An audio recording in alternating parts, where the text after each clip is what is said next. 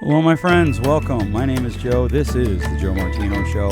And today we're going to talk about a book review. To my knowledge and my brain, which is not the greatest as I've gotten older, I've never done a book review on this podcast. I've done them for my webpage, but never on this podcast. So we're going to kick that off today, and we'll go from there. Let's kick it off. This is the Joe Martino Show. You're listening to The Joe Martino Show, a podcast dealing with all things emotional, relational, and human nature. Joe is a licensed counselor in the state of Michigan, specializing in relationship therapy. He is also the author of the book, The Emotionally Secure Couple. All advice offered in this episode is offered for entertainment and educational purposes only. Enjoy the show. All right. Hello. Welcome back. I hope your day is going well wherever your day is. I'm going to do something I don't think I've ever done on my podcast before. 260 some episodes, 6 years or whatever it is. And to my knowledge, I've never done this. I'm going to review a book today for a lot of reasons. One, I had hoped that I would like this book. So that's going to tell you a little bit about my review. I really wanted to like this book. I wanted to think that, hey, this is going to be a good book. It's going to start a good conversation. And the more I read it, the more frustrating the book became. The more I interacted with people who liked the book, the more frustrated I became, because the book, in my opinion, goes about halfway in having a real conversation, which is often dangerous. Now, the book is called Bad Therapy by Abigail Shrier, and it is popular right now. I first knew that I was going to read it a few weeks ago, maybe a couple months. I started hearing about it. Friends started asking me what I thought about it. Other therapists would ask me what I thought about it. And I told them, I said, I don't know anything about it. I don't know anything about her. I haven't read it. I haven't heard about it. And then I had a parent that I was talking to. They approached me and they were like, hey, I need your opinion. You're an interloper, but I trust your opinion. Now, I use that word interloper like that because that is a word that the author uses in her book. Again, Abigail Shrier, the book is Bad Therapy. And she says that therapists are interlopers with kids. So they're like, but I trust your opinion. Well, thank you very much. I really appreciate that. And so we talked about the book. And essentially the guy said, I'm not taking my kid to therapy anymore because I saw this woman on a podcast. I thought he said Joe Rogan, but it might have been Jordan Peterson. I've heard that she was on both. I don't use Spotify, so I can't see the Rogan Experience, and I've never listened to the Jordan Peterson podcast. So I don't know, but I do know that she was on there, and she said that kids don't need therapy except for one very small, minute segment, those who are abused and neglected with severely deep psychological problems. And this book isn't about them. And so I'll be honest with you, I've been saying to my friends for years that the conservatives are coming for therapy. I've been saying to my liberal friends, conservatives are coming for therapy, and I'm starting to see wisp of that now. A few weeks ago, someone put up a podcast by a guy who is a PsyD, and he was like, there's no empirical evidence to suggest that talk therapy helps, which is just insanity. They're coming after the idea, or they're leading with the idea that therapists are incentivized to keep you coming to therapy forever. Because as a therapist, I am the product. This is a statement I agree with. As a therapist, I am the product. And so as the product, you buy what me sitting there or not. But I'm not actually the product, but I am sort of, right? So I agree with that. But so then they start coming after, therapists are just in it for money. They don't say that, but that is what they say. If I said, well, you just don't want your customers to stop using you, I'm saying you're in it just for the money. And so they go through this, and I've seen this a couple different places. And by and large, I've been like, who cares? But then I started hearing parents saying, I'm not taking my kids to therapy because, right? And it's because of this book, because of that podcast, blah, blah, blah. And look, let's be honest. Therapists, we have hard questions we need to face. We have some hard conversations that we need to have. And I had hoped that this was going to be about that. I had hoped that this book was going to say, hey, look, therapists, you have some hard questions to answer. We're at a time in life where we have more energy, more money, more resources, more general knowledge put into therapy than ever before in the history of our time. And by and large, our outcomes are not better. We're not raising more resilient adults. We're not raising more resilient teenagers. We're not raising kids who are able to solve their own problems. And that's a problem. That's something we need to look at and talk about. And I would agree, if only we talked about it in this book. If only we talked about it in this book. Because, my friend, we did not. I want to be clear. I think the author makes some great points, and she rightly questions some practices. But the problem is she's very unabashedly conservative, like Ben Shapiro level, so conservative. And normally I wouldn't care, because let's be honest, therapy by and large is run by people from a liberal orientation. Therapy by and large is run from people who lean pretty strongly left. And so if she's conservative and they're left, she's right, they're left, she's conservative, they're liberal, that's great. Let's have a conversation. Let's bring everybody to the table and have the conversation. I love that idea. But that is not what we did in this book. She went after everything in the book about liberal. It's liberals that we're mocking here. Liberals are the problem. Make no mistake, it is liberals that are the problem. Which, okay, like if that's the route we're going to take, we can do that. But can we talk about practices? Which defenders of this book are going to say, oh, wait, but she does. I agree. But there's a couple problems. One, she conflates education with therapy. She rightly points out that there is a lot of people in schools who are doing therapy and they're not trained in it, right? A lot of teachers, a lot of school counselors are more trained to be guidance counselors. They're not actually trained to be counselors like what I do in the room. And she rightly points that out. But then she runs and conflates the two and commits the same error that she's railing against. She just does it from the conservative side. And I found this throughout the book. It was super frustrating for me. One of the most frustrating reads I've had in my day. I just have pages of notes.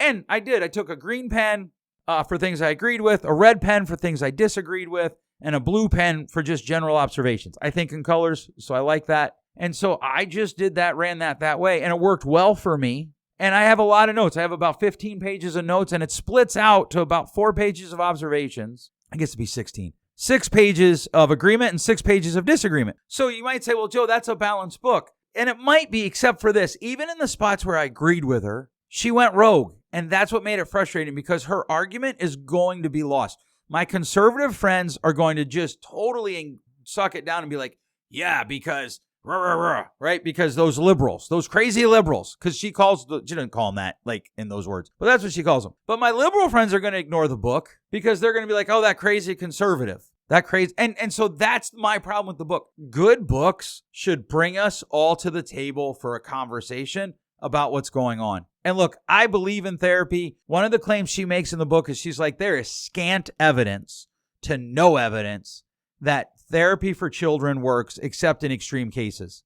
Really? Is there also scant evidence that we landed on the moon, Abigail? I'm just curious. Like, come on, seriously, when you make a claim like that, your credibility goes in the tank, and I'm most likely to not agree with you or not believe anything you say because, like, seriously, there's no evidence, or there just wasn't any evidence that you wanted to cite. That would be my question. Now, I want to be clear. I agree that there are bad therapists out there. There are bad therapy practices as far as treatment, and there are probably whole places that are bad. Certainly, there are things we do in therapy that need to be questioned. But what she does is she just goes scorched earth and just blows it all up in the water. And she tells half-truths in this book. That was one of the most frustrating things for me in reading it. They're just half-truths. For instance, she goes through and she lists, I think, 7 or 9 things that if you want to cause trauma therapeutically, you would do these 7 or 9 things. Of course, they're all things that we do in therapy. One of them is rumination. Oh, the boogeyman of rumination. She goes after it.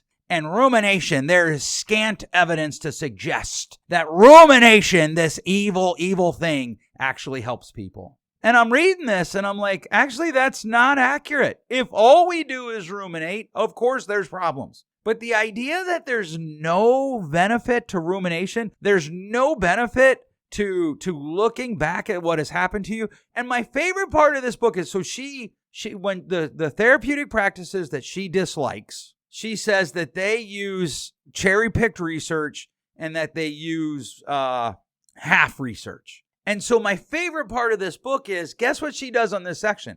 she quotes a guy. She trots out a dude with all the right letters after his name. And he says that he has found it to never be helpful with the people that he helps for them to ruminate on their past. Now, if I were writing a book on how therapy is harming children and I wanted to prove a point, I probably should trot out someone who works with children, right? At the very least, I should trot out someone who works with adults in the average population, right?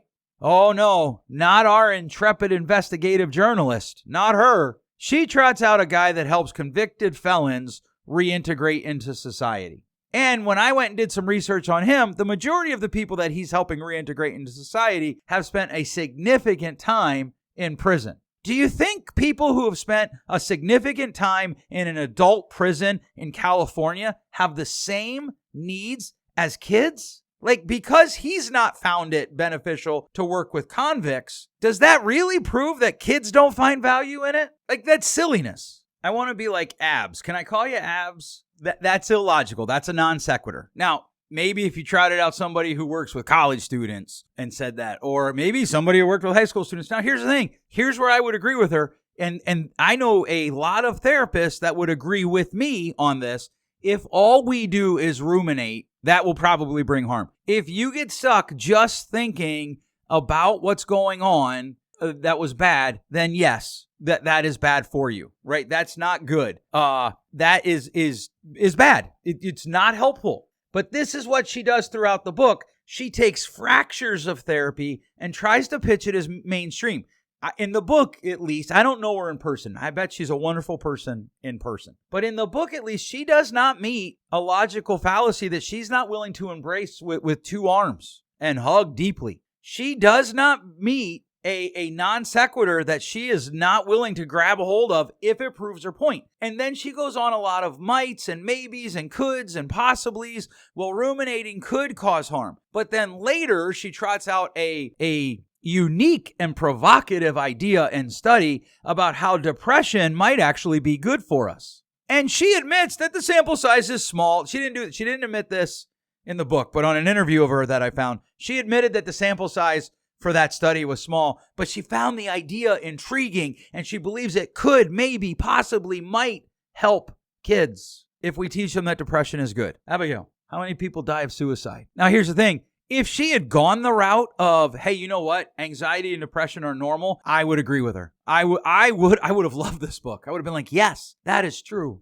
Because anxiety and depression are normal. I talked about this in an episode not too long ago. If you're buying a house, right? I had a student he's a graduate now, but I had a young man come in. He's like, yeah, I think I need help with my anxiety. I just put in an offer for a house and I'm super stressed about it. Okay, well, that's actually probably normal, bud. Right? And even some depression. A friend of mine just lost a loved one. They're depressed. One of my clients' dad just died, and there are fractures in the family. Being sad is normal. And here's the strength of the book. She is right. We've lost the word sad in our society. We've lost the ability to just say, hey, you know what? I'm sad.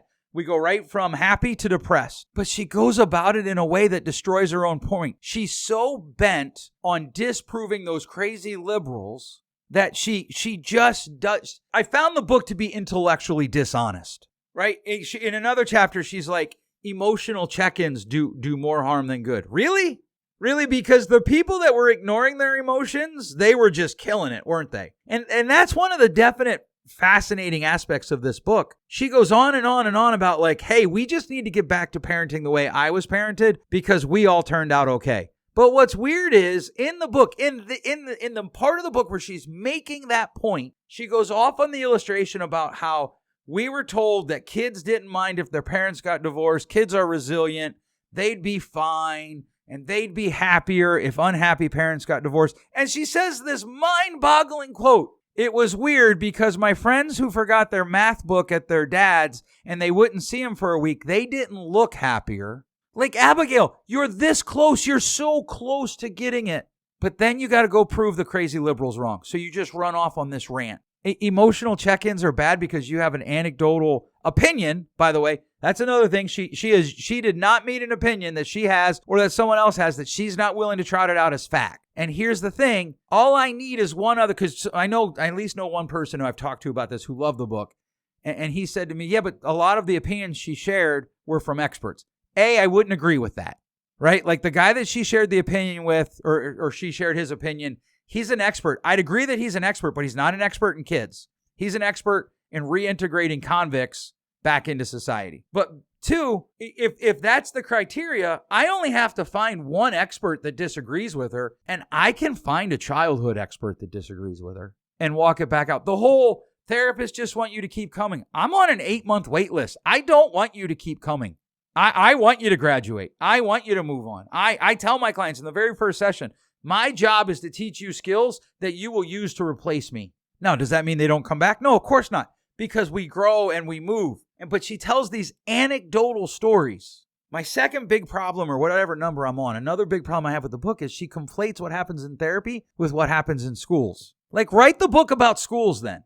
Write it about schools and talk about schools. I'm down with that. In a piece of true irony, she ends chapter 10 on this impassioned plea. I downloaded this book on Kindle and Audible so I could listen to it and read it. And on the Audible version, like the compassion and the empathy in her voice is, I don't know how to raise your children, but you do. And then literally chapter 11 opens with a raised earth nuclear attack of all the things that every parent is doing wrong. But all the things that every parent is doing wrong isn't their fault. It's the fault of the big bad boogeyman known as therapy or the school system. Now look, I love schools. School systems have some answers. And that was the thing that I was so upset with about this book. It could have been an opportunity to have a really great conversation about some of the things going on in schools. We need to talk about some things. We need to talk about how we approach some really big things. There are schools that are run off of the philosophy that whatever a kid thinks is true about themselves, it's true. That goes against years, hundreds of years maybe, of good science. That's just insulting to kids. We sexualize kids too soon, right? We are hell-bent on making sure kids know what they identify too soon. We awaken in them sexual desires too soon. But that isn't a school problem. That's a society problem. And she skips over that. It's not society. It's the school systems. If we did away with the school systems, if we pulled our kids out of schools and put them in something, I don't know what, I guess a private school, I don't know. If we pulled kids away from therapy and we just raised them like Gen X was raised, everything would be okay. And that leads to probably one of the biggest problems with the book. She blames schools for suicides, right? The reason suicides are up is because schools check in too regularly on how kids are feeling about suicide. In fact, she starts the book with this really weird story about how her son was dehydrated. She takes him to the doctors, and at the doctors, a nurse asks her son mental health questions and asks her to leave the room. I'll be honest with you, I agree with her. I think that's insanity. Her son's a kid. He's a minor. He's like 14. Asking her to leave so you can go over these questions with him, I just think we're wrong. And I know that there are going to be therapists who are going to be mad at me about that. And I'm thinking, oh, okay, here we go. This is good. But then she goes on this weird run about like, what if I was more trusting and this large man asking my son questions? Sexist much, Abby? Sizist much, Abby? What's the fact that he's large have to do with it? Could you imagine if I wrote a book about taking my son to the doctors and I wrote a phrase something akin to this large woman? Do you know how many people would come for me with pitchforks and fire? They'd literally be finding nails to crucify me to something and set me on fire. But she's okay. She can do it because she's a woman and she's conservative. That's insanity. And it just frustrates me. Which brings me to one of my greatest frustrations with the book. She acts like there's no such thing as neglectful parenting. In fact, she acts like it's so much that when she quotes the research, like this is just laziness to me. When she quotes the research about parenting styles, which is authoritative, authoritarian, permissive, and neglectful, she doesn't even address neglectful. She just leaves it out of her book. She talks about authoritarian, she talks about authoritative, she talks about permissive, but she acts like neglectful doesn't exist. And I have bad news, my conservative friends. Yes, you are right for wanting to make therapists answer some questions about the things that we're telling kids. You are correct for wanting to ask schools some hard questions about how we're educating our kids. But if this is the person you're going to trot out to me to start a conversation, you're shooting yourself in the foot before the conversation even starts. Because she's so bent on proving her point, she leaves an entire theory of parenting styles off the table. She acts like parents, by and large, are just good parents. And maybe that's true, but we have to account for the neglectful parents. We have to account for the parents that are alcoholics. We have to account for the parents that are drug addicts. We have to account for the parents that don't engage their children in ways that are helpful. And she just goes off on this and just pretends it doesn't exist. What about the parents that are abusing their kids? And I'm not talking in theory. I'm talking like literally abusing their kids, be it physically or sexually. We've got to address that. And what about the increase in those things? She just pretends they don't exist. My guess would be because it didn't fit the narrative that she was trying to force feed down her reader's throat. And again, this is frustrating for me because there's a lot in the book that I agree with. We need to do a better job teaching resilience. We need to do a better job teaching our kids to make decisions. We need to let our kids fail. I can't agree with that more. But then you go and do stuff like this and you just ruin your own point. She weirdly goes after the rise of anxiety in kids over the last 50 years, which, by the way, would be the 1970s, which is scary to me, right? The 1970s, from 1970s today, childhood anxiety has gone up. And she quotes it. It's a pretty high number. And you know why? You know why she says? Because of therapy. That's the only possible reason. Because of therapy and school systems. Hey, Abigail, you know what else happened in the 70s? Divorce went mainstream. Family life became disposable. We sold our souls to sports and activities. Like, hey, let's talk about that. Do you think that could have something to do with anxiety? She goes on these long rants about devices, which I know people are going to love. Okay, great. But what about things like divorce? Do we think maybe that's affecting kids' anxiety? What about things like drugs? Drugs have gone mainstream.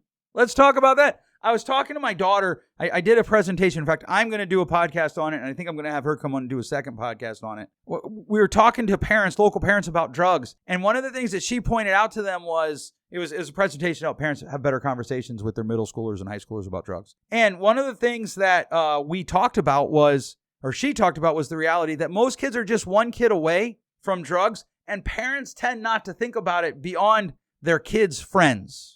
She's like, but like, seriously, Dad, I could have got drugs from so-and-so. All I had to do was talk to his brother. I could have gotten drugs from so-and-so. All I had to do was talk to her older sister.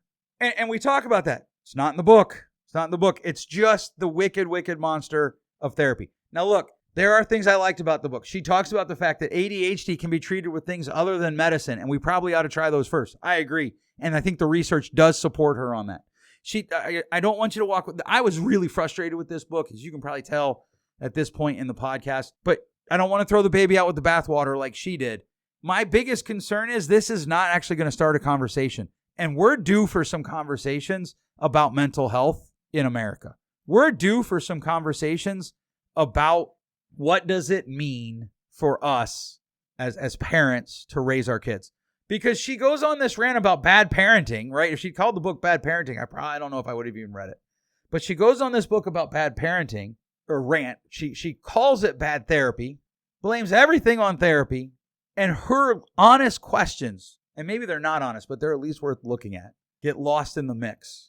I find that to be a very sad fact. In fact, the overwhelming emotion when I finished the book was sadness. And not like I've had other books when I finished them, I was sad because the book was done. The overwhelming emotion that I had when I finished this book was sadness because it was a missed opportunity. We had an opportunity here to have a good conversation. As someone who was just told this week, well, you parent right of center. Yeah, I live my life right of center. I don't deny that. But let's have a real conversation. Let's bring everyone to the table. And if we see somebody on the other side that's employing devices or rhetorical devices that we think are improper, let's not engage in those too in order to win. Right? A logical fallacy used to defeat a logical fallacy is still a logical fallacy. A lie to defeat a lie is still a lie. And there are parts of this book where at the very least she lied by not presenting the whole story, by not presenting the whole truth. And the vast majority of readers, one of the great dangers in how mainstream therapy has gone in our society is most of her readers are not going to be educated enough to know that that's a lie. They're not going to know that, rumination by itself is bad, But most therapists, I don't know, I don't want to say most, I've not done the research, but certainly a lot of therapists would argue, and certainly most therapeutic ideology that is taught, most therapeutic orientations, right? So there's different orientations that are taught would say rumination without action is pointless. Rumination without movement is not pointless. One of the main core tenets of almost every counseling theory that there is something called reframing. You take something that happened, you ruminate on it, and you decide how you can reframe it and move forward into health. And Miss Shrier, Abs, can I call you Abs? Doesn't deal with that. By the way, if for some reason this gets to her, I'd love to have her on the podcast. If you loved this book and you're a professional counselor, I'd love to have you on the podcast, because I need somebody to help me see this in a different light. I read it twice. I want to be clear on that, because I disliked it the first time and I was like, okay, I don't like it. So what? No big deal. But then I started seeing people that I know who I respect and like, man, this is a great book. And I'm like, wait, what? And when I would have conversations with them, they just glossed over the parts that stuck out to me like a sore thumb. And so if you like the book, I need to talk to you about it, because I went back and I read it a second time. I listened to it first. I took notes. I was like, not a very good book. And then when people were like, whoa, I was like, oh boy, we got to look at this. We got to talk about this. I did write an article on this on my website, or for this on my website. It's a really long piece. I think it's almost 6,000 words, but it goes through the whole thing. It starts out with a summary or an overview. I go through the bad. I go through the good. I take some of her main arguments and pick them apart. I take some of them and I say, hey, yep, there's good support for this. And then I kind of give my final thoughts. If you want to read that, it is on my blog or on my website, joemartino.com. That went up on Monday, March 25th of 2024. So you'll find it there. While you're there, you should be able to sign up for to have things sent right to your email box. Lots of stuff coming with that. We have a lot of things coming in the future that we're excited about, that we're working on. Probably by fall, we will have a system where you can actually read the transcripts of the podcast if you're not able to listen to them. We're going to have some just like maybe once a week emails ready for you to kind of navigate conversations, navigate relationships, those types of things. Those are coming. Stay tuned. Just stay engaged if you would. If you like this, could you do me a favor? Would you be willing to share it with a friend? I can't tell you how helpful we find that in our mission of helping as many people as possible. Give us a rating in your podcast store. We really appreciate that too. All right. Thanks so much for listening. We'll catch you next week. Thanks for listening. If you enjoyed today's show, please share with a friend. And hey, give us that rating in your podcast store. Until next time, change possible.